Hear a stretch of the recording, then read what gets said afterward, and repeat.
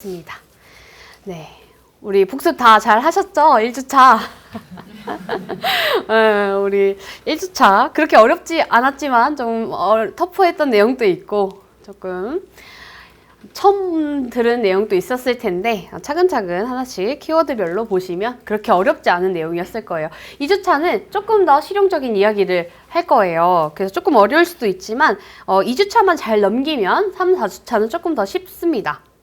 라고 늘 얘기하지만 다들 선생님 거짓말쟁이라고 2주차가 제일 어렵다고 해놓고선 3주차, 4주차 되면 더 어렵다고 하시긴 하더라고요. 근데 2주차만 잘 되면 3, 4주차가 흔들리진 않을 거예요. 그래서 2주차가 좀 중요하다라고 말씀드리고 오늘 2주차 수업에서는 부동산 주요 용어, 그 다음에 주의사항, 부동산 세금, 그 다음에 계약이 어떻게 이루어지는지 일반 매매에서, 그 다음에 대출의 종류 이렇게 가보도록 하겠습니다.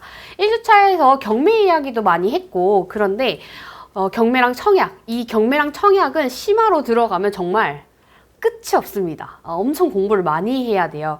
근데 비교적 일반 매매는 그래도 계약의 과정이 심플하기 때문에 오늘 이거를 설명을 드리고 여러분들이 경매나 청약을 조금 더 깊게 공부하고 싶다라고 하시면 과제를 열심히 하셔서 인터넷 들어오셔서 그 심화 공부를 하실 수도 있고 아니면 좀 다른 부분에서 공부를 하실 수도 있겠죠. 근데 일단은 이 일반 매매를 모르면 그 나머지 것들 그 심화 부분도 못하기 때문에 일단 가장 기준이 되는 일반 매매를 보도록 하겠습니다. 그리고 대출의 종류까지 알아보도록 할게요. 용어 및 주의사항부터 할게요. 자, 본업이 선생님이어서 퀴즈를 굉장히 좋아합니다. 네, 저는 약간 퀴즈에 중독이 되어 있는데 이응지읒 뭘까요? 인정? 아닙니다. 임장 맞습니다. 네, 이건 뭘까요? 오, 건축물 대장. 그럼 얘는요? 등기부등본. 친구죠, 친구? 조금 어렵게 가볼까요? 대출, 아파트 대출을 위한 시세? 1주차 때 한번 얘기했는데.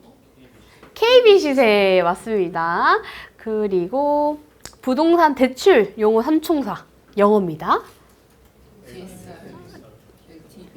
DSR, LTV? DTI형? DSR형이 DTI예요. 오늘 설명할게요. 그 다음에 부동산 세금 삼총사. 오, 다들 너무 잘하시는데요. 자, 그럼 하나씩 한번 볼게요. 자, 등기부등본은 우리 집의 역사책이라고 얘기할 수 있습니다. 역사책? 이게 무슨 말이지? 내가 지금 살고 있는 이 집이 얼마에 매수가 됐고 얼마에 팔렸는지 그리고 소유권은 누구한테 있는지 대출은 얼마로 받았는지 이런 것들이 다 확인이 가능합니다. 그래서 이걸 어떻게 발급받냐?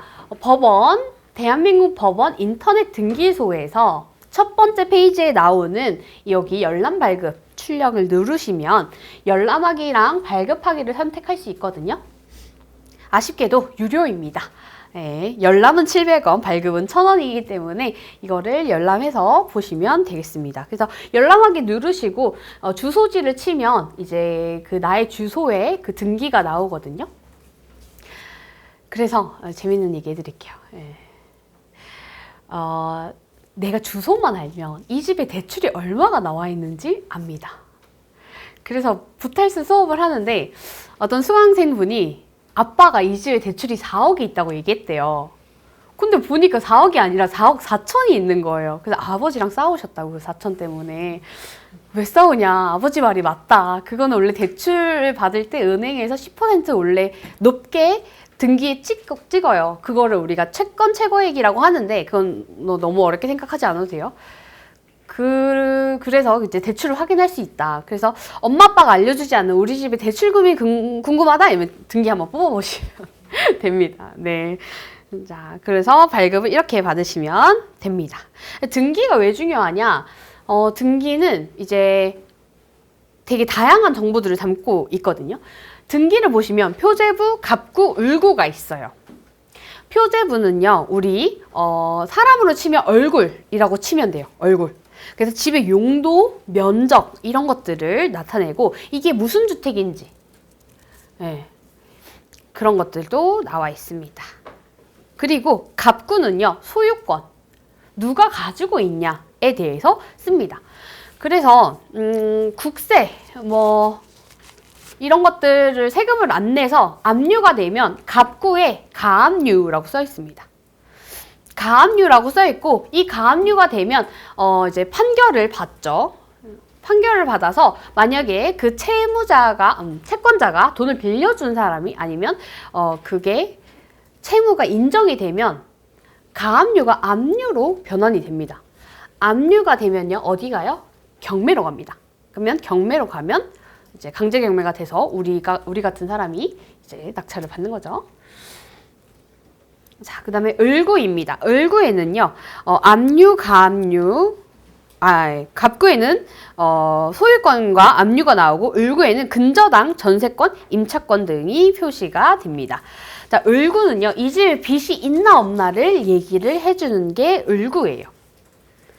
그래서 대출을 받으면 을구에 들어가는데, 이제 부동산 용어로 을깨남이라는 말이 있어요. 을구가 깨끗한 남자라고. 그래서 대출 없이 집 산 분들을 그렇게 얘기를 해주시더라고요. 예, 저는 한 번도 을구가 깨끗했던 적이 없어가지고, 예, 한 번도 얻지 못한 타이틀이긴 한데, 네. 을구는 이제 이 집에 빚이 있나 이런 것들을 표시하게 됩니다.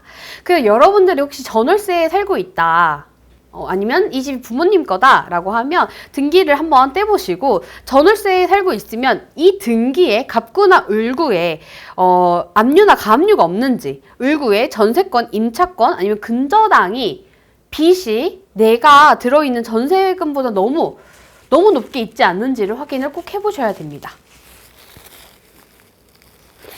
왜냐하면 내가 들어오고 난 이후에 있는 그런 빚은 상관이 없어요. 내가 먼저니까. 근데 나보다 위에 있는, 내가 만약에 2024년 12월 5일 날 입주를 했어요. 근데 그 앞에 빚이 너무 많아. 그러면 나중에 이게 경매로 넘어왔을 때 나는 후순위가 되는 거예요.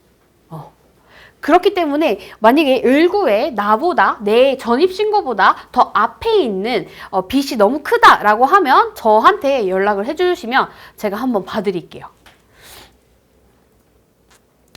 꼭 한번 보셔야 합니다. 근데 이제 내가 전월세를 살고 있다라고 하면 을구에 내가 나올까요? 안 나올까요? 나올 것 같아요? 안 나올 것 같아요? 내가 만약에 전세 3억에 들어가 있다. 을구에 나와요? 안 나옵니다. 을구에는 내가 언제 나타날 수 있냐? 집주인이 전세금을 안 줘요. 그러면 내가 등기에 임차권 표시를 합니다. 나 돈 못 받았어요 라고 표시를 하는 거예요. 임차권이 표시된 순간 이 집은 사람들이 집에 안 들어오려고 합니다. 네. 돈을 못 받는 집이구나, 이렇게 표식이 딱 돼버리죠. 자, 그래서 내가 살고 있는 등기를 꼭 한번 보셔야 합니다. 그리고 예전에는 임대인이 국세 체납을 하면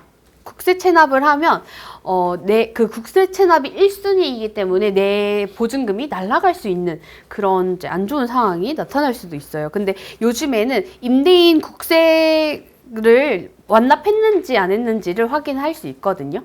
그리고 순위가 바뀌었어요. 임차인이 1등이 됐어요, 이제. 그래서 큰 문제가 되지는 않습니다. 자, 그래서 여기 지금 사회초년생 전월세 사시는 분들 되게 많으실 것 같은데, 여러분들 계약서 작성할 때 사장님들이 등기부 떼주면서 막 이런 게 막 설명을 엄청 하잖아요. 근데 내가 잘 알지 못하니까 그냥 네네 대답만 하는데, 등기부 등본에 근저당, 압류, 가압류, 전세권, 경매 개시 아니면 임차권 등기가 있는지 꼭 확인을 하셔야 되고, 지금 국세 체납은 사실 안 봐도 되긴 하지만 국세 체납이 있으면 이 집이 경매로 넘어갈 수도 있기 때문에 국세가 완납된 임대인한테 들어가는 게 좋겠죠. 네. 자, 그래서 만약에 내가 들어가려고 하는 집에 이런 단어가 등기에 있다라고 하시면 조금 문제를 그 중개사님한테 얘기를 해보셔야 합니다. 자, 하지만 우리나라에서는 주택임대차 보호법을 갖고 있기 때문에 내가 들어가려고 하는 집에 근저당이 아무리 있어도 내 보증금이 여기 이제 지역에 따라서 우선 변제 금액 내의 보증금이다 라고 하면 이 집이 경매로 넘어가더라도 나는 최우선적으로 옆에 여기 맨 끝에 있는 여기 그 금액대로 최우선적으로 변제가 됩니다. 자, 그 말이 뭐냐면 내가 서울시 관악구에 만약에 월세를 살고 있어요. 내 보증금이 1억 5천만 원이에요. 근데 이 집이 경매로 넘어갔어요. 근데 나는 1순위가 아니에요. 내 앞에 빚이 있는 집이었어요. 그러면 나는 일단 5천만 원은 1순위보다 먼저 최우선적으로 받는 게 최우선 변제예요. 이해가시나요? 그래서 나머지 1억은요, 내 앞에 있는 채무가 탕감이 되고 난 다음에, 전입신고 등재된 순서대로 배당을 받습니다. 그래서 그 1억은요, 이게 경매에 얼마에 낙찰되는지에 따라서 내가 받을 수도 있고 못 받을 수도 있다는 소리인 거예요. 이해 가셨죠? 자, 그러면 안전하게 들어가는 방법은 뭐냐? 첫 번째는 무조건 최우선 변제 금액 내의 보증금을 설정한다. 지역마다 다릅니다. 그리고 이게 매년 바뀌기도 하거든요. 지금 서울 5천이 아니라 5,500으로 또 올랐어요. 그런 것들 꼭 확인을 하시면서 이게 또 절대적인 값이 아니다라고 생각을 하시면 되고, 이걸 보실 때 내가 들어가는 날짜가 아니라 그 첫 번째 근저당이 잡힌 연도예요. 이게 2023년, 2024년도 거거든요. 그러면 근저당이 2020년도에 잡혔으면 2020년도에 있었던 그 우선 변제 그 범위가 있어요. 그걸 찾아서 보셔야 됩니다. 근데 그게 만약에 3,800만 원이다. 그러면 나의 최우선 변제 금액은 3,800만 원입니다. 어렵나요? 어렵지 않죠? 네.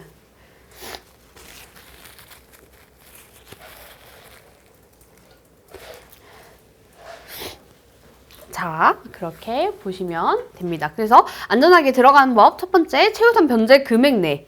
근데 그 최우선 변제 금액의 기준은 언제? 내가 입주한 날이 아니고 첫 번째 근저당이 잡힌 날짜의 그 연도의 최우선 변제 금액 범위를 찾아서 내가 그 금액 안에 범위를 맞춰놔야 됩니다. 그리고 그 지역도 내가 들어가는 그 집의 그 지역에 따라서 또 최우선 변제 금액이 바뀌기 때문에 그것도 확인을 하셔야 합니다. 네, 두 번째 안전하게 들어가는 방법은 내 앞에 근저당이 없으면 됩니다. 내 앞에 근저당이 없고 그리고 전세가랑 매매가가 그렇게 붙어있지 않는 곳을 찾으시면 됩니다.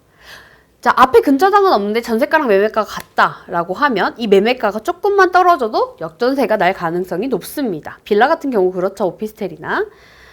근데 만약에 전세는 3억이고 매매가가 6억이다 라고 하면, 그리고 앞에 근저당이 없다 라고 하면 괜찮겠죠. 네. 자, 그래서 안전하게 들어갈 수 있는 방법 총 3개. 최우선 변제 금액 내에 보증금에 들어간다. 근데 최우선 변제 금액은 근저당이 잡힌 연도의 그 범위에 따라서 최우선 변제 금액을 맞추면 된다. 두 번째는 내 앞에 근저당이 없으면 되고, 세 번째는 그 두 번째가 되려면 이 세 번째는 매매가 전세가가 그렇게 큰 차이가 없는 곳은 위험하다. 차이가 좀 있어야 안전하다. 이렇게 생각을 하시면 되겠습니다. 자, 이렇게까지 하고 계약 후 등기사항은 변경하지 않는다라는 조항까지 넣으면 완벽합니다. 왜 그러냐면 이게 좀 제도의 문제이긴 한데요. 근저당 같은 경우에는 근저당 그 대출이 실행되자마자 근저당이 바로 설정이 되고요. 전입 같은 경우에는 다음 날 12시 이후에 효력이 발생합니다.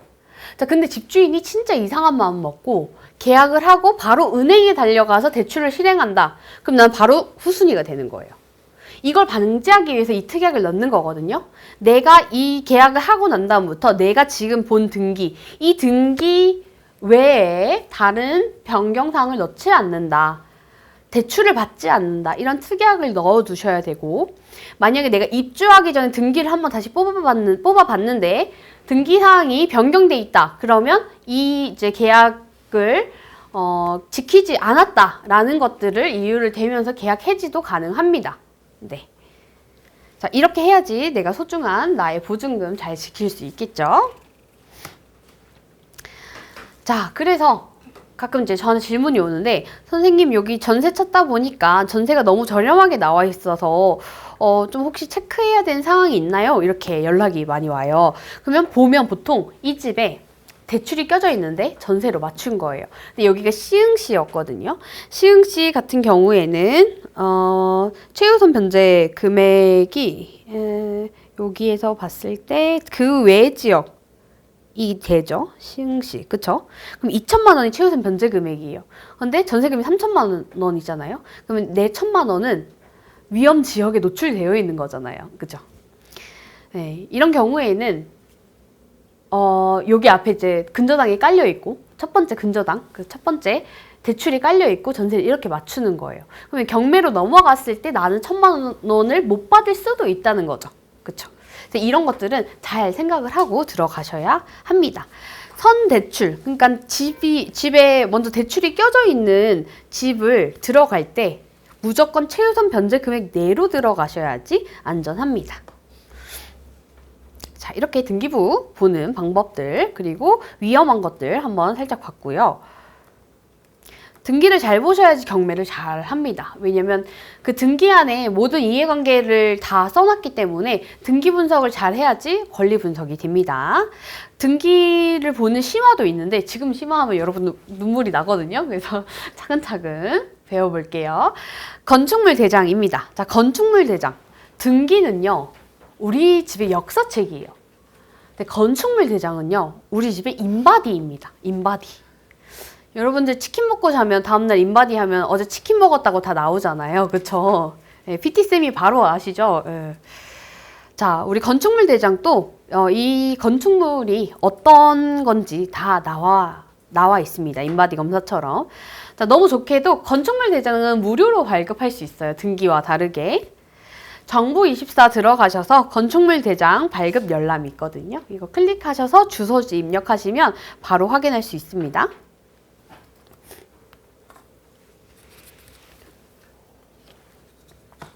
자, 건축물 대장도 이제 집의 용도나 면적 이런 것들을 확인할 수 있는데 여기에서 좀 주의 깊게 봐야 되는 거는 위반 건축물이냐 아니냐를 좀 보셔야 돼요. 내가 임차인인데 월세 임차인이다. 그럼 위반 건축물이 그렇게 크게 작용하지는 않거든요. 위반 건축물이 문제가 되는 거는요. 내가 전세 임차인이거나 내가 집주인일 때 문제가 돼요. 어떻게 문제가 되냐? 전세 임차인의 대출이 안 나옵니다. 그리고 내가 집주인이라면 강제 이행금, 벌금이 계속 나와요. 자, 그래서 그럼 어떻게 해야 되냐? 양성화를 해야 됩니다. 불법 위반 건축물을 양성화를 하셔야 됩니다. 여러분, 그 빌라 같은 거 보면 이게 막 썬루프 같은 거 이렇게 달아놓은 거 보셨죠? 근데 왜 이제 빌라가 이렇게 계단식으로 되어 있잖아요, 위에가. 이거 왜 그런 줄 아세요? 뭐 때문에 그럴까요? 이게 네모 반듯하면 예쁘잖아요. 왜 이렇게 돼 있을까요? 어? 용적률? 일조량, 맞아요. 얘가 네모 반듯하면 뒤에 있는 친구들은 빚을 못 받겠죠. 그래서 일조량, 그 일조권 때문에 이렇게 계단식으로 그 맨 윗부분이 네모 반듯하지 않습니다. 근데 그거를 개조하는 빌라들이 굉장히 많죠. 위에 이렇게 루프를 이렇게 달아놓죠. 이게 바로 위반 건축물에 걸립니다. 위반 건축물에 걸리면 이렇게 건축물 대장에 노랗게 이렇게 표시가 되는데 이렇게 되면 내가 양성화를 하지 않으면 강제이행금, 벌금을 내게 되고 임차인은 전세 대출이 나오지 않습니다. 그리고 내 물건이 근린생활주택이라고 하면 여러분 사실 근린생활주택은 주택이 아니에요. 근린생활시설은 주택이 아니고 원래 사무실인데 그거를 월세를 받기 위해서 주택으로 개조한 거예요. 원래 사무실이에요, 용도는. 그래서 근생 같은 경우에는 사람들이 월세로만 내거든요. 이유는 대출이 안 나와요. 임차인들이 여기에 전세 대출이 안 나와요. 그러니까 근생 들어가서 월세로 사는 거 나쁘지 않아요. 그럴 수 있어요. 해도 되는데 전세로는 안 된다. 그래서 근생을 사면 이제 집주인 입장에서도 임차인이 대출이 안 나온다. 그리고 이제 위법입니다. 근린생활시설을 주택으로 사용하면 안 됩니다. 네, 사무실이기 때문에. 근데 그렇게 많이 사용하시거든요, 사람들이. 다음 거 넘어갈게요. 그 다음에 대출용어 삼총사. 아까 너무 잘 얘기했는데 LTV, DTI, DSR입니다. 자, LTV는요, 쉬워요. 대출 얼마나 해줄 거냐, 그 얘기예요. 대출 얼마나 해줄 거냐. 그럼 80% 해주겠다, LTV 80이다 라고 하면 그 집의 시세에다가 80%까지 해준다는 소리인 거예요. 대출을 40%만 해주겠다 라고 하면 그 집 시세에서 40%만 해준다는 소리인 거고요. 여기까지는 쉽죠, LTV. 근데 DTI부터 조금 머리가 아픕니다. 봐요. DTI는요. 자, 대출의 종류는 두 개가 있다고 지난번에 얘기했어요. 지난 시간에. 기업 대출이 있고 가계 대출이 있는데 그 가계 대출의 총량을 규제하기 위해서 이제 DTI, DSR이라는 용어가 사용되기 시작을 했습니다. 네, 과거에도 이제 부동산 폭등장이 있었고 가계 대출이 너무 심화가 될 때가 있어서 그때 DTI가 나온 거였거든요. DTI는 총 부채 상환 비율이에요. 원금과 이자가 낼 능력이 있는가, 그 사람이 갖고 있는 부채에서. 자, 그래서 연봉 5천만 원인 사람의 DTI가 40% 적용을 받으면 내가 연간 2천만 원의 대출 원금과 이자가 상환 가능하면 됩니다. 그 말은 뭐냐면 내가 아파트를 사요. 그러면 그 아파트에서 나오는 이자, 원금과 이자 있잖아요. 요게 만약에 DTI 40% 규제가 걸렸다. 그럼 내 연봉에서 40%를 곱한 그 금액이 내가 받은 금액, 그 대출 연간 원리금이랑 이자가 넘지 않으면 돼요. 그럼 대출이 나왔습니다. 내가 그 주담대에서만. 이거는 쉽죠. 근데 문제는 DSR이에요. DTI만 하다 보니까 내가 주택담보대출을 받고 나머지 빚에 대해서 이자만 내면 되니까 사람들이 대출을 너무 하기 시작하는 거예요.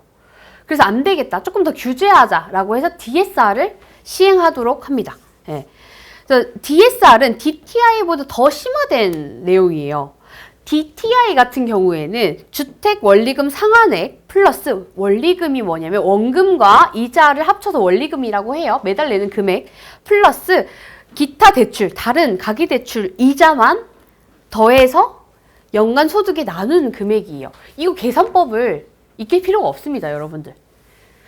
계산기가 있어요. 여러분들 소득만 넣으면 DTI 얼마, DSR 얼마 이게 다 나옵니다. 근데 제가 이 계산법을 알려드리는 이유는 어떻게 해서 DTI, DSR이 문제가 된다, 이 프로세스를 알려드리려고 알려드리는 거거든요. 그래서 너무 머리 아파하지 마세요.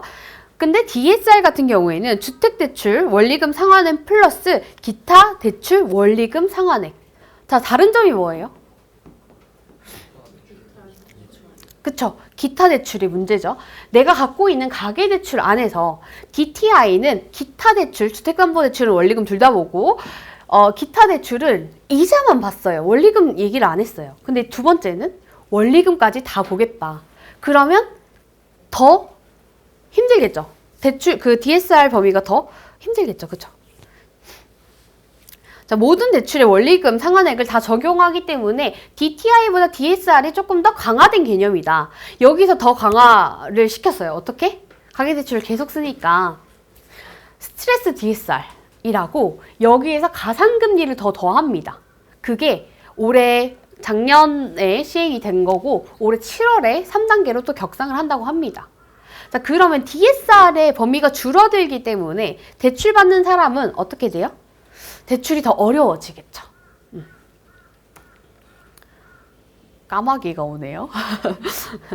자, 그러면 DSR이 중요하다. 여기까지는 알고 있죠. 요즘에는 DTI만 보는 대출은 없습니다. 다 DSR을 봅니다. 정부 규제이기 때문에. 그래서 DSR에 대해서 잘 이해를 하고 있어야 되는데, 자, DSR은 아까 말한 것처럼 모든 가계대출의 원리금 상환액이 다 적용이 되기 때문에 여러분들이 집을 사기 전에 DSR에 걸리는 모든 대출을 상환하는 게 좋습니다.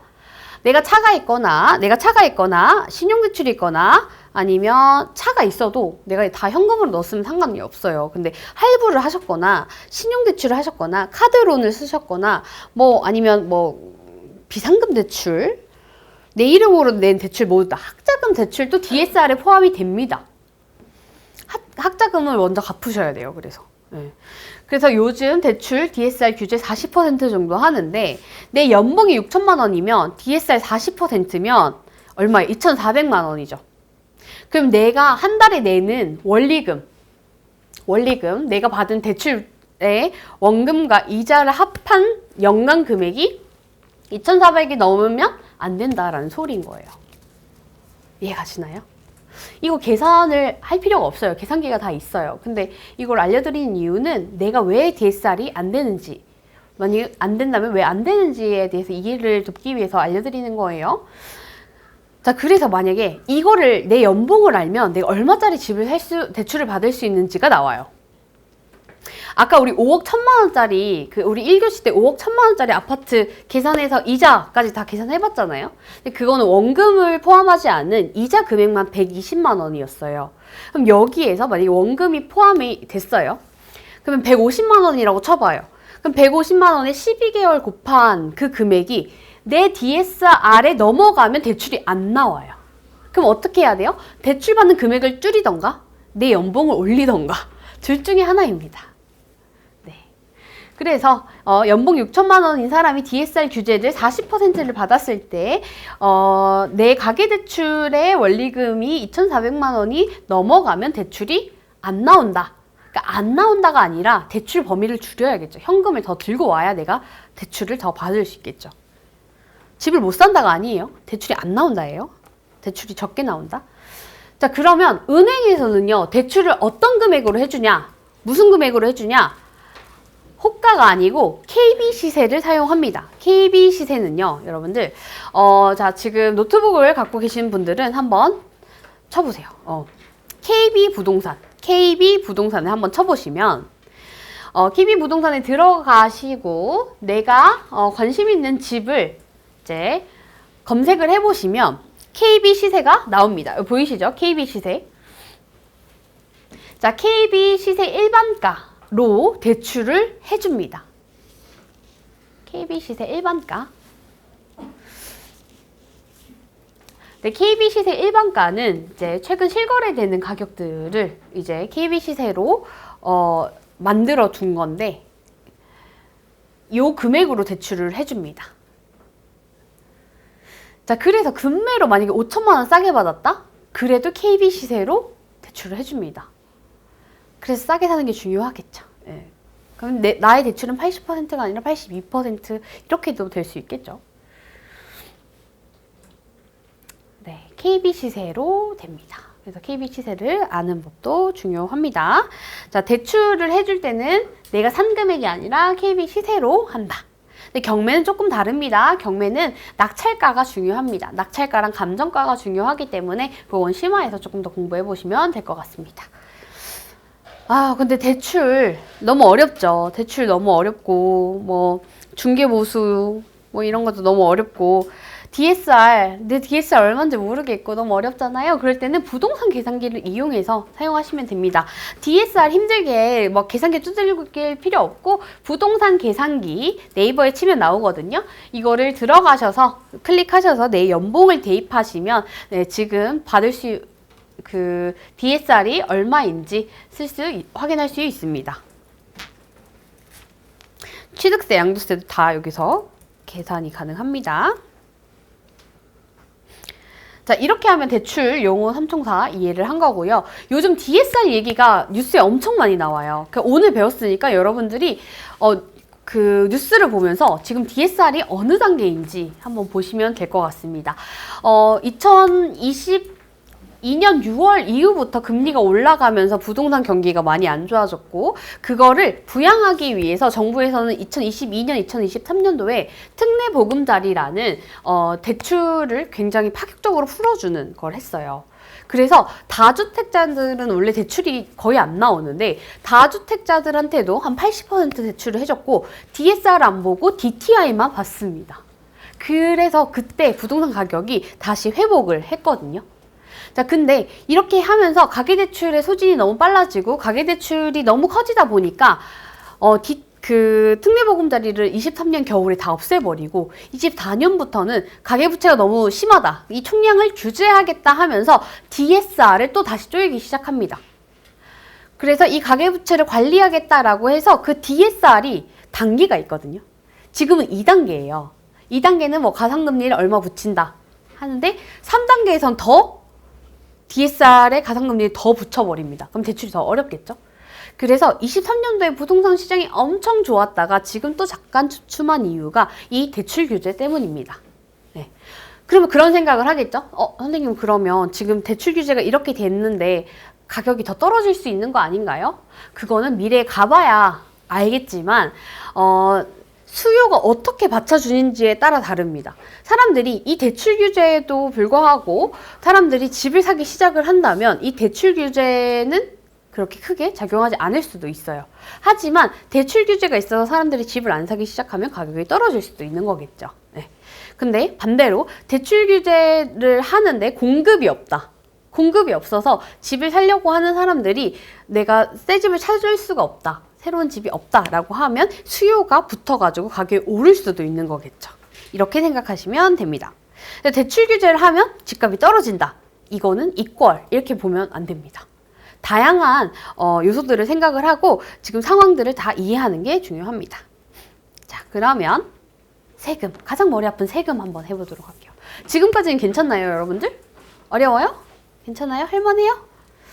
잠깐 그 DSR 보통 나오면 이제 다 모두 사고가 멈추시거든요. 그래서 DSLR 이렇게 카메라 아니고 네, 다들 많이 헷갈려 하시더라고요. DSR입니다. 자, 그러면 이제 세금만 좀 알면 어느 정도 어려운 고비는 넘겼어요. 자, 부동산 세금 삼총사 3개만 알고 계시면 되는데 우리가 처음에 부동산을 막 몇십억짜리 살 거 아니잖아요. 그죠? 그리고 내가 집을 당장 산다고 해도 한 10억 언더이지 않을까요? 그러면 종부세도 지금 생각하지 않아도 됩니다. 종부세는 부자들이 내는 겁니다. 네, 이것도 이제 공시가격, 내가 만약에 다주택자라고 하면 공시가격이 9억 이상, 공시가격이 땅값이거든요. 땅값만 9억이 넘어야 되고요. 내가 1주택자다라고 하면 땅값만 12억이 넘는 물건을 갖고 있어야 되는 게 이거입니다. 그래서 우리가 지금 이걸 고민할 필요가 전혀 없어요. 요거는 나중에 다주택자가 되고 고민하셔도 됩니다. 아니면 내가 집을 샀는데 그게 매가가 엄청 커요. 그럼 고민하셔야죠. 네. 자, 그래서 우리는 요 2개만 볼 건데 우리 1교시에서 이미 양도세에 대해서 어느 정도 얘기를 했어요. 근데 조금 더 디테일하게 얘기해 볼게요. 그럼 취득세부터 하겠습니다. 자, 취득세. 말 그대로 취득할 때 내는 세금인데요. 취득 시 내는 거입니다.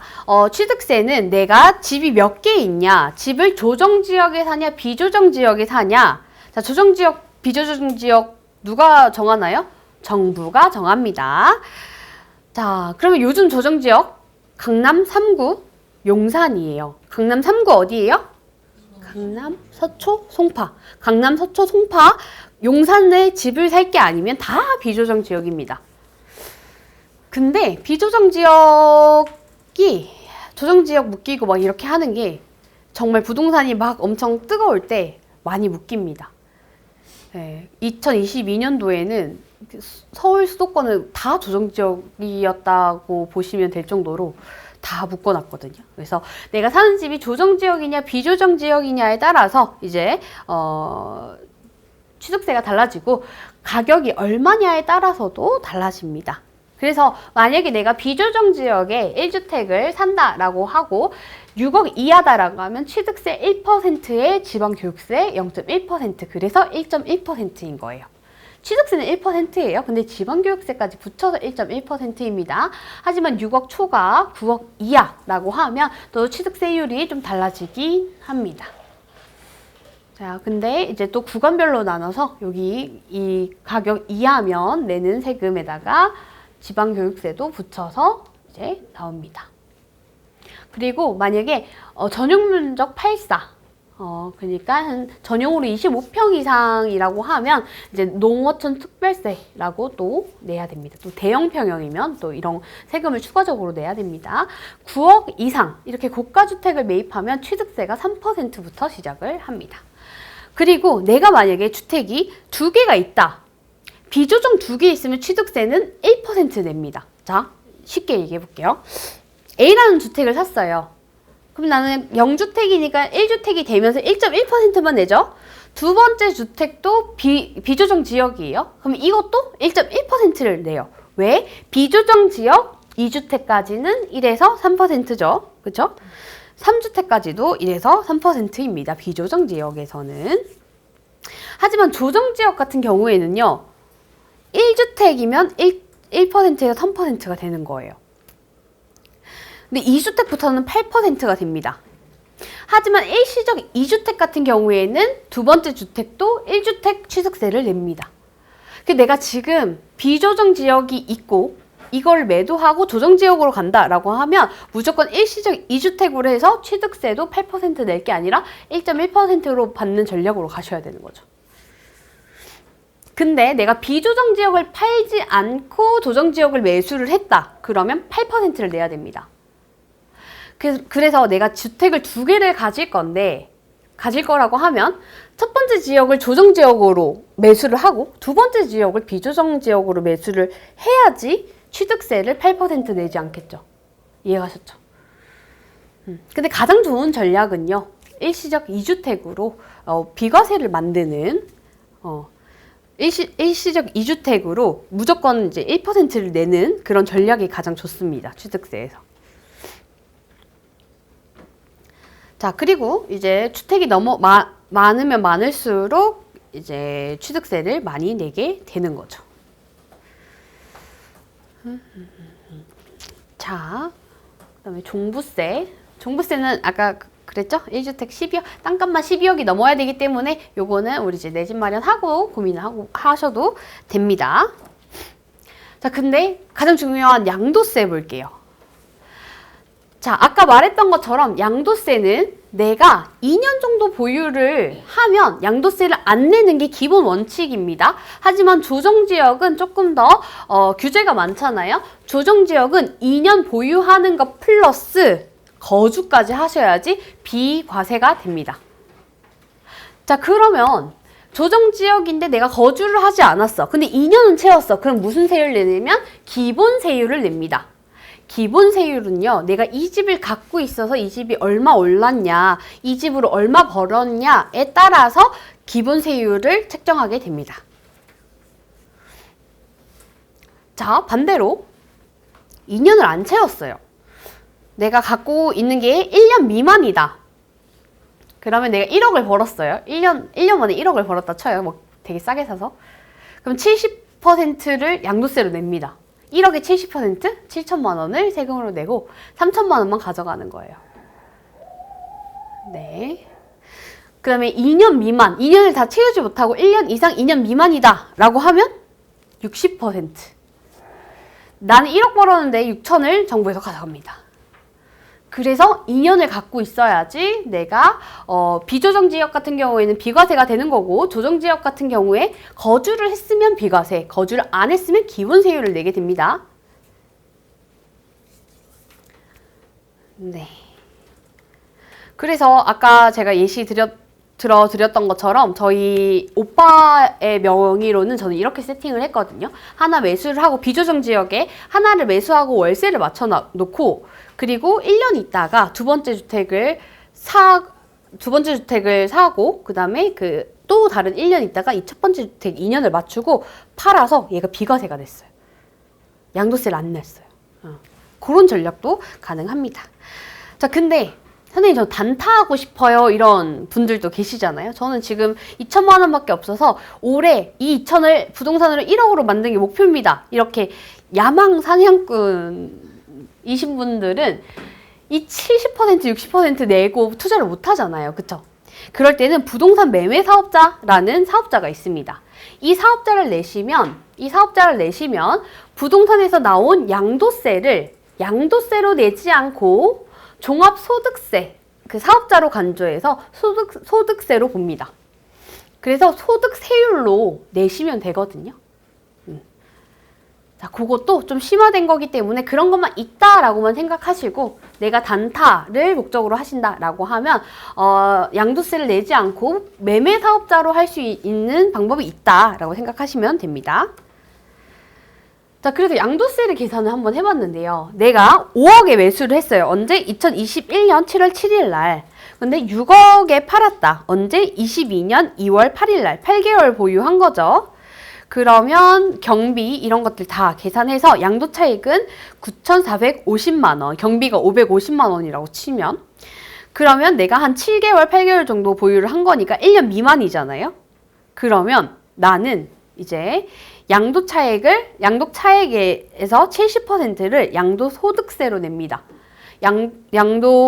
양도세죠. 양도세로 내고 지방소득세도 양도소득세에 또 10%를 또 냅니다. 예, 쉽지 않죠.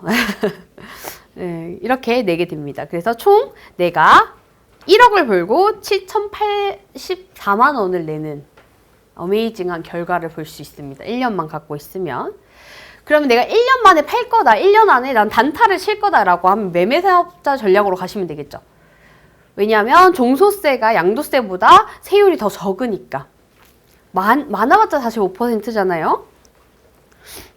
자, 그러면 내가 2년은 못 채웠다. 1년 이상 2년은 못 채웠다라고 하면 60%죠. 60%여도 내가 1억을 벌어도 6천만 원 이상의 소득세를, 양도소득세를 내야 됩니다. 자, 그러면 여러분 기본 세율 언제 낸다 했어요? 기본 세율. 언제 낸다고요? 2년 보유했는데 어디서? 조정지역에서. 조정지역에서 2년 보유는 했는데 실거주는 했다 안 했다? 안 했다. 이해 가시죠? 기본 세율 언제 낸다고요? 2년 보유를 했어요. 어디? 조정지역에 2년 보유를 했는데 내가 거주를 하지 않았다. 그럼 기본 세율 냅니다. 기본 세율은요. 이제 이것도 연도마다 조금 다르긴 하는데 지금 23년 이후로 보면 내가 얼마 벌었냐에 따라서 기본 세율이 달라집니다. 얼마 벌었냐? 내가 만약에 3억을 벌었다라고 하면 그 3억에 38%를 내는 거죠. 그리고 누진공제도 됩니다. 근데 사실 지금 누진공제를 막 그렇게 깊게 볼 필요는 없고 기본 세율에서는 얼마 벌었냐에 따라서 세율이 다르고 그 세율만큼 내면 됩니다. 네. 그래서 조정지역에서는 내가 실거주를 하지 않고 2년 보유하는 것만으로도 기본 세율을 내야 되기 때문에 조정지역을 만약에 매수하시면 최대한 실거주하는 쪽으로 가시는 게 좋은 전략 같습니다. 그래서 이제 부동산 시장이 과열되면 부동산 투자하기가 굉장히 어려워요. 모든 지역이 조정지역이기 때문에 2년을 갖고 있고 내가 거주를 하지 않는다면 무조건 기본 세율을 내야 되잖아요. 그래서 그게 조금 골치가 아픈데 아직은 뭐 대부분 지역이 비조정 지역이고 지금 당장 여러분들이 올해 안에 집을 산다, 내년 뭐 안에 집을 산다라고 했을 때 조정 지역은 지금 굉장히 비싸요.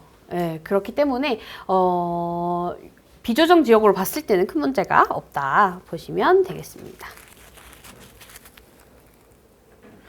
네, 비조정 지역의 양도세 계산도 한번 볼게요. 5억에 샀고 6억에 팔았어요. 얼마 있다가 2년 1개월 있다가 2년이 넘겨서 판 거죠. 자, 그랬을 때는 양도소득세 빵! 안 내는 거 아시겠죠?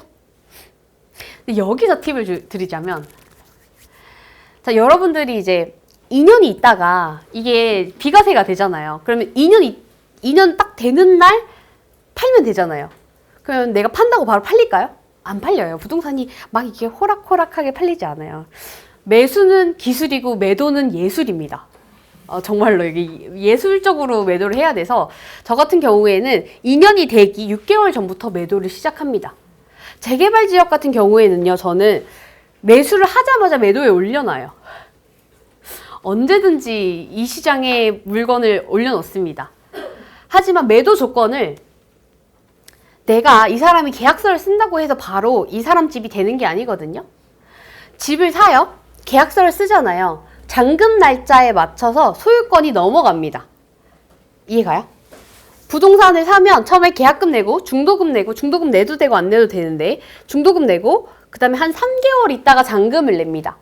이 잔금을 낼 때 매수자는 그 3개월 동안 대출 알아보고 자금 이렇게 모아두고 하는 그런 기간이거든요. 그 이 3개월을 통상 3개월인데 꼭 3개월을 할 필요가 없어요.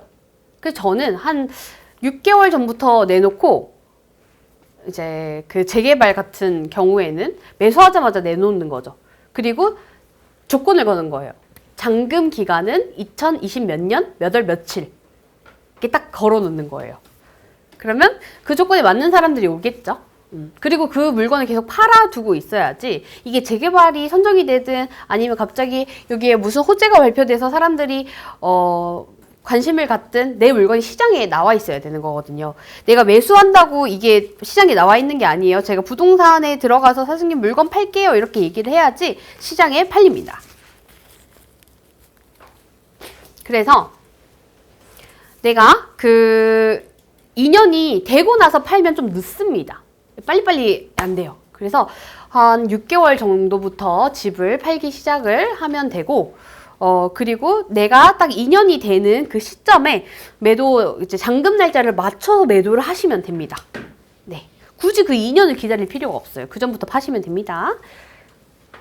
그래서 근데 잔금 날짜는 내가 매수를 하고 딱 2년 후로 잡아두셔야지 비과세가 됩니다. 이거 까딱 잘못 썼다가 하루 차이 때문에 뭐 하루 일주일 차이 때문에 그 소득세를 60%를 내는 경우도 있어요.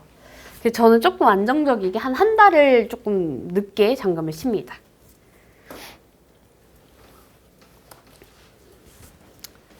네, 조정지역. 아까 조정지역이 기본세율이 되는 그 표인데요. 5억에 사고 6억에 팔았다. 그리고 2년 보유를 했는데 살지 않아서 기본세율을 받는다라고 하면 양도소득세 1억 5천 이하면 35% 내죠. 그래서 내가 이 집으로 번 돈에서 35%를 빼면 양도소득세 납부 금액이 나옵니다. 이거 여러분들이 계산기 두드리려고 하면서 계산할 필요가 없어요. 뭐 쓰면 돼요? 부동산 계산기 쓰면 됩니다. 자, 그래서 여러분들 이 세금 문제 때문에 사람들이 명의 막 이럽니다. 제 카톡방을 캡처한 건데요. 저 이모 삼촌들이랑 부동산 스터디를 많이 해요. 그러면 이제 명의야 보고 싶다. 명의에게 어서 달려가 명의가 있냐 물어보세요. 자, 이만큼 중요하다라는 걸 좀 알려드리고 싶어서 명의가 중요하다. 왜냐면 내 명의는 하나잖아요. 근데 내가 조정지역도 사고 비조정지역도 사고 이렇게 하면 세율이 계속 올라갑니다. 네. 그래서 저 같은 경우에는 저희 가족들이랑 상의를 해서 저희 가족들이랑 같이 이제 명의를 좀 분산해서 같이 투자를 하고 있거든요. 왜냐면 제 명의로 8개를 다 사면 저는 사자마자 그냥 바로 12%가 뜯기는 거니까 만약에 7억짜리를 사요?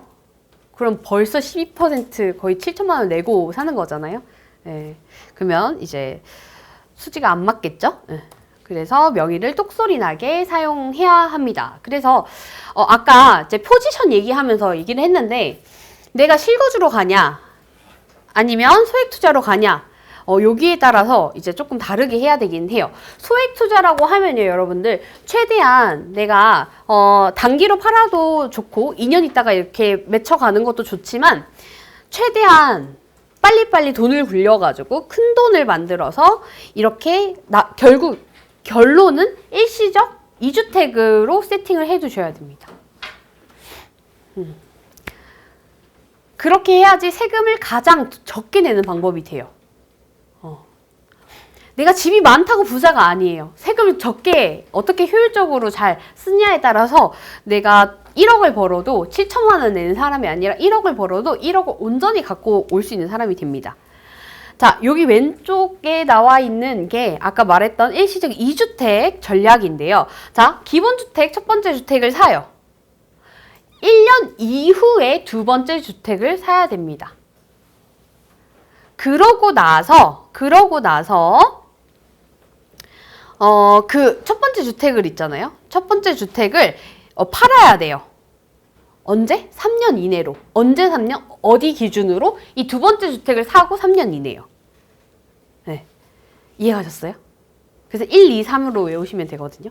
첫 번째 주택을 사고 두 번째 주택을 1년 이후에 사면 되고, 그리고 그 첫 번째 주택은 두 번째 주택을 사고 난 이후 3년 이내에 매도를 하시면 비과세가 됩니다.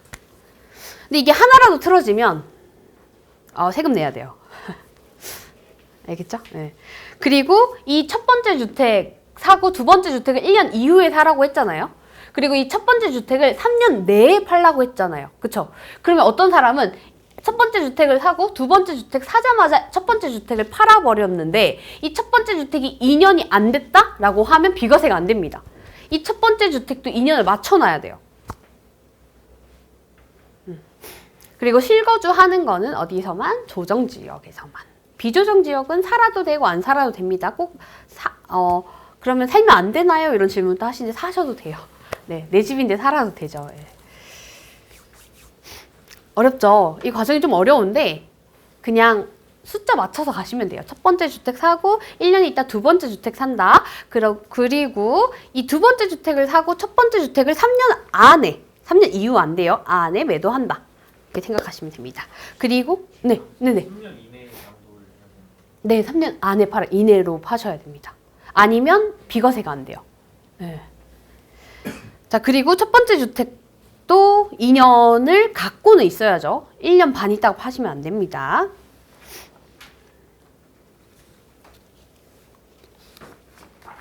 힘드시죠? 다 와가요. 자, 임장 볼게요. 임장. 임장 봐야 되는데. 자, 여러분, 임장이라는 단어를 들어보셨나요? 혹시? 임장의 유래, 임장이라는 단어의 유래가 어떻게 되냐면, 옛날에 전쟁을 하던 시절에 적군이 막 우리 동네에 막 와요. 그럼 숨어야 되잖아요? 숨고 적군이 잘 갔나 안 갔나를 나가서 확인해 보는 걸 임장이라고 했대요. 근데 그게 이제 현대사회에 와서 그게 부동산을 보러 돌아다니는 거를 임장이라고 부르게 됐대요. 그래서 임장이라는 어원은 이런 거다 이렇게 생각하시면 되고, 임장은요 여러분들 깊이에 따라서 좀 많이 다릅니다. 그냥 산책처럼 가는 임장이 있고, 진짜 매물을 막 파서 뭐 매물 찾는 임장도 있고, 경매를 임장하러 가는 경우도 있고, 아니면 지역을 임장하는 경우도 있고, 되게 다양합니다. 임장을 하는 법도 이제 3교시, 4교시에도 알려드릴 텐데, 임장도 깊이에 따라서 얻는 게 다양하다. 근데 하나 확실한 거는 임장을 얼마나 가냐가 결국 여러분들이 선택할 때 최고의 선택을 하게 만들어요. 그러니까 임장을 많이 가야 되는 이유를 알려드릴게요. 만약에 A라는 지역이 있고 B라는 지역이 있어요. A라는 지역이 훨씬 좋아요. B라는 지역이 A보다 별로 안 좋은데 A랑 B가 가격이 비슷해질 때가 있거든요. 언제? 이렇게 부동산 시장이 혼란스러울 때. 정치도 혼란스러워, 부동산 시장도 혼란스러워. 그러니까 사람들이 가격이 얼마인지 모르고 계속 파는 거죠. 근데 이 지역이 격차가 1억 정도 나야 되는데 거의 한 3천만 원, 2천만 원밖에 차이가 안 날 때도 있어요. 그러면 A가 저평가 될 수도 있고 B가 고평가가 된 거일 수도 있잖아요. 임장 다니면서 뭐가 저평가가 되고 뭐가 고평가가 됐는지 비교를 하시면 됩니다. 부동산은 비교의 학문이거든요. 비교를 잘 하셔야 돼요. 근데 이건 지역별로도 이렇게 비교가 되고요. 또 그 지역 안에서 A라는 동과 B라는 동이 있는데 A동이 대장인데 B라는 동이랑 지금 가격이 비슷해요. 과거 데이터를 보니까 얘네들이 5천만 원 정도 차이가 나야 되는데 지금 가격이 비슷해요. 그럼 둘 중에 하나가 저평가거나 고평가겠죠. 이런 것들을 비교하면서 지금 저평가된 곳을 찾는 게 부동산입니다. 그걸 많이 하려면 임장을 많이 다니셔야 돼요. 근데 이제 이런 임장을 가고 지역을 이해하고 비교하고 이런 작업들을 최소 전 6개월 정도는 해야 된다고 생각을 하는데 그 6개월을 견디기가 굉장히 힘듭니다. 왜냐면 난 당장 투자하는 것도 아닌데 부동산 보러 다녀야 되고, 난 지금 당장 살 수도 없는데 지역 분석해야 되고, 이게 되게 지치는 과정이긴 하거든요. 근데 임장을 되게 여행처럼 생각하면 되게 즐거워요. 오늘 인덕원 가면 맛집이 어딜까? 약간 이러면서 점심 먹을 생각하고, 그 다음에 인덕원은 생활권이 어떨까? 이런 것도 궁금해하고, 임장 가기 전에 또 지역 분석을 하고 가야 되잖아요. 그것도 알려드릴 거예요. 지역 분석을 하면서 이 동네는 뭐 때문에 이렇게 비쌀까? 뭐 때문에 이렇게 전세 수요나 월세 수요나 매매 수요가 강할까? 뭐 때문에 A동과 B동의 가격 차이가 이만큼 났을까? 그리고 어떤 이유 때문에 얘가 지금 가격이 비슷할까? 이런 것들은 지역 가서 들어보셔야 돼요. 아무리 이제 서칭을 해도 나오지 않는 내용이거든요. 그런 것들을 비교해 가면서 A나 B 둘 중에 뭐가 저평가됐는지 확인을 하고 그걸 매수하셔야지 여러분들이 같은 돈으로 더 좋은 기회비용을 만들 수 있는 거죠. 여기에다가 경매까지 더하거나 경매나 공매를 더 더하시잖아요. 나는 저평가된 지역에 더 싼 가격으로 가져올 수 있으니까 최고의 부동산 전략이 되는 거예요. 이러면 만약에 이제 사실 부동산을 예측하는 거는 쉽지가 않습니다. 전문가들도 늘 틀리잖아요. 그래서 그거를 유추할 생각을 하지 말고 나는 나만의 안정장치를 만들어 놓는 게 더 현명한 방법입니다. 내년에 가격이 오를까 떨어질까를 생각하는 게 아니라요. 그것도 당연히 봐야 되죠. 봐야 되는데 나만의 안정장치를 충분히 만들어 놓고 나는 이렇게 이 안정장치만큼만 벌어 나온다라고 생각하면 진짜 마음 편하거든요. 이렇게 투자하시면 됩니다. 네. 그래서 임장은 비교를 위해서 가는 거다라고 생각을 하시면 됩니다. 네, 그리고 부동산 공부를 할 때 뭐 이론을 쌓는 것도 중요하지만 위험한 걸 안 하는 것도 중요합니다. 아까 제가 1교시에서 말씀드렸던 것처럼 하지 말란 거 뭐 있었어요? 지주택, 맞아요. 지주택 하면 돼요, 안 돼요? 안 돼요, 안 돼요. 지주택, 지역의 무주택자들이 결성한 조합이기 때문에 토지 확보가 안 돼 있을 확률이 크고요. 그 안에서도 반대하는 사람들이 있습니다. 그리고 여기 사업성이 지금 사업이 진행이 될 수 있는지 없는지 이것도 확실하지 않은 상태이기 때문에 사업 기간이 굉장히 늘어날 수도 있고 그 안에서도 엄청 싸웁니다. 네, 그래서 하면 안 되고 기획부동산. 기획부동산이 뭘까요? 말 그대로 기획해서 파는 부동산이에요. 예를 들어 볼게요. 용인에 무슨 플랫폼 시티가 들어온다고 해서 그 용인 구성역에 있는 예시예요. 그렇다는 거 아니에요. 용인 구성역에 있는 땅을 누가 1,000만 원에 사가지고 잘게 쪼개가지고 0.01평을 한 500만 원씩 판다고 쳐봐요. 이거는 불법일까요? 불법이 아닐까요? 불법일 것 같아요? 아닐 것 같아요?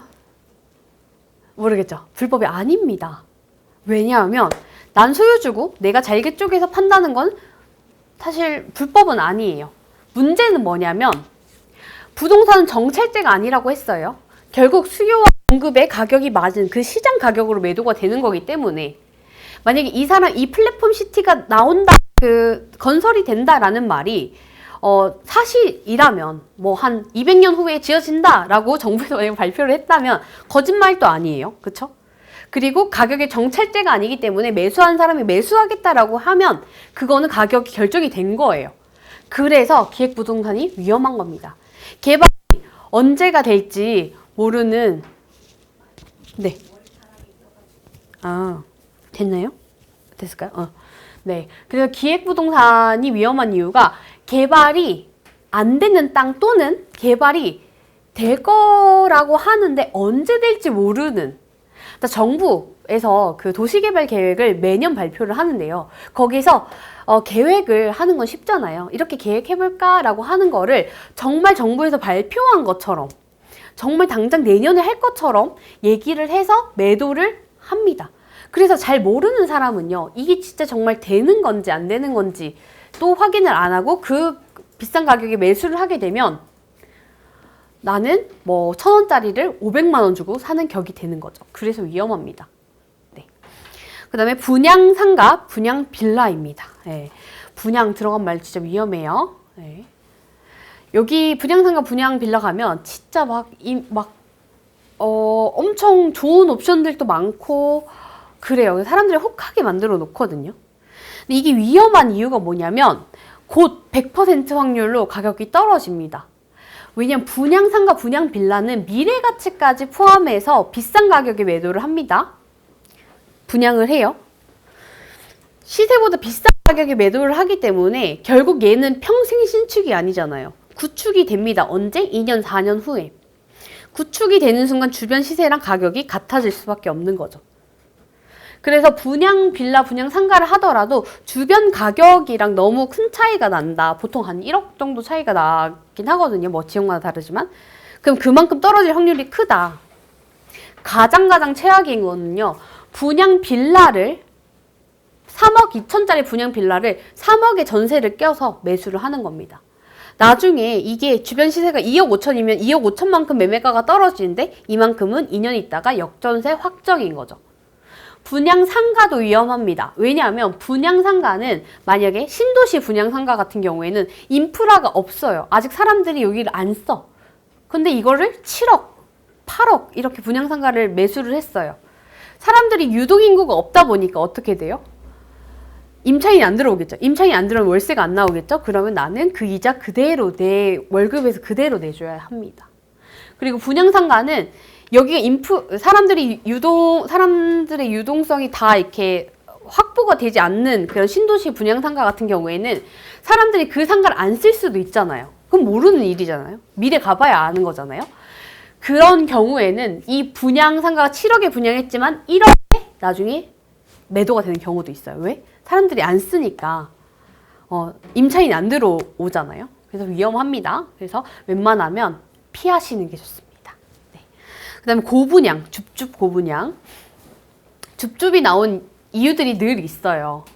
왜 줍줍이 나왔냐 생각을 해보는 거예요. 네.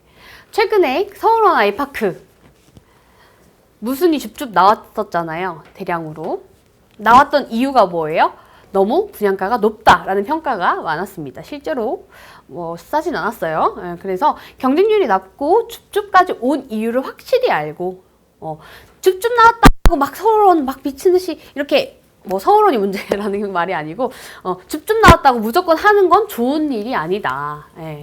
왜 줍줍까지 왔고 이 시세를 정확히 파악을 해야지 저희 돈을 기회비용에 맞게 잘 쓸 수 있습니다. 그래서 꼭 이 4개는 좀 주의하고 투자하셨으면 좋겠습니다. 자, 그러면 1번 매매 프로세스에 대해서 한번 이야기를 해볼게요. 자, 1번 매매 과정입니다. 첫 번째는 가계약금을 내요. 가계약금은 내가 집을 봤어요. 마음에 들어요. 나 계약하고 싶어요. 라고 의사표현을 하는 거예요. 이거는 그냥 100만 원 정도만 넣어도 되거든요. 한 100만 원 정도만 넣고 그러면 정답 계약을 언제 할까요? 이렇게 정합니다. 보통 일주일 내에 정하거든요. 만약에 오늘 했다? 그러면 다음 주 수요일 날 계약해요. 이렇게 일정을 조율하게 됩니다. 매수자랑 매도자를. 그러면 그 부동산에 다 모여서 계약을 합니다. 그래서 계약날에 계약금이 필요한데 물건 금액의 10%를 계약금으로 합니다. 5억이면 5천만 원이겠죠. 그래서 중개소에서 계약서를 작성하고 특약사항이 있다면 특약사항을 준비해 둡니다. 뭐 특약은 그런 게 있겠죠. 내가 매수를 하고 나서 6개월 이내에 뭐 치명적인 하자가 발견된다라고 하면 매도자가 책임진다. 뭐 이건 기본 특약이고요. 아니면 내가 잔금을 월세 임차인을 맞춰서 잔금을 낼 거야. 그러니까 월세를 5천에 뭐 100 얼마에 맞추고 잔금을 낸다. 이런 특약을 낼 수도 있습니다. 상호 조율 하에. 그리고 계약금을 납부했어요. 근데 갑자기 나 갑자기 집 안 팔고 싶어졌어. 그러면 무효가 될까요? 안 됩니다. 모든 결정에 책임이 따릅니다. 매도자가 내가 파는 사람이에요. 계약 다 했어요. 근데 갑자기 안 팔고 싶대요. 그러면 100 배상을 해야 됩니다. 어디에? 계약금에. 4천만 원이에요? 8천만 원 주셔야 합니다. 8천만 원 내줘야 돼요. 수익률 100%죠? 장난이고요. 반대로 나는 계약금을 냈어요. 근데 나 이제 나 안 사고 싶어졌어요. 이렇게 얘기한다고 끝이 아닙니다. 내 계약금 포기해야 돼요. 4천만 원 안녕 하는 거예요. 그래서 계약을 함부로 하시면 안 됩니다. 네. 근데 만약에 내가 이 대출이 나올지 안 나올지 불확실하다. 근데 계약서가 있어야지 대출을 알 수 있잖아요. 그럴 때는 특약사항에 대출이 나오지 않을 경우에는 계약을 해지한다. 이런 특약을 잘 써두셔야지 이런 배액배상의 위험에서 탈출하실 수 있습니다. 재밌는 얘기 해드릴까요? 맨날 재밌는 얘기 해준다고 하고 재미가 없죠. 저만 재밌나 봐요. 제가 재개발을 한참 열심히 할 때가 있었는데, 노원구에 재개발이 하나 선정이 된 거예요. 그래서 저는 그 전에 임장을 다 여러 번 다녀왔죠. 선정이 될 것 같아서 그 물건에 계좌번호를 받아놨어요. 그래서 다음날 제가 내일 입금할게요 라고 하고 계좌를 받아둔 상태에서 그 새벽 한 6시, 7시에 재개발 됐다, 선정이 됐다라는 소식이 딱 나온 거예요. 그래서 그 계좌 바로 가계약금을 넣어버렸어요. 근데 이제 매도자 입장에서는 중개사 아주머니한테 너 재개발 될 줄 알고 팔았지 이러면서 그 이제 계약날에 거의 한 8시간을 중개소에 이렇게 그 두 분이 싸우시는 광경을 이렇게 지켜보고 있었습니다. 그래서 제가 배액배상을 해주시면 제가 가겠습니다.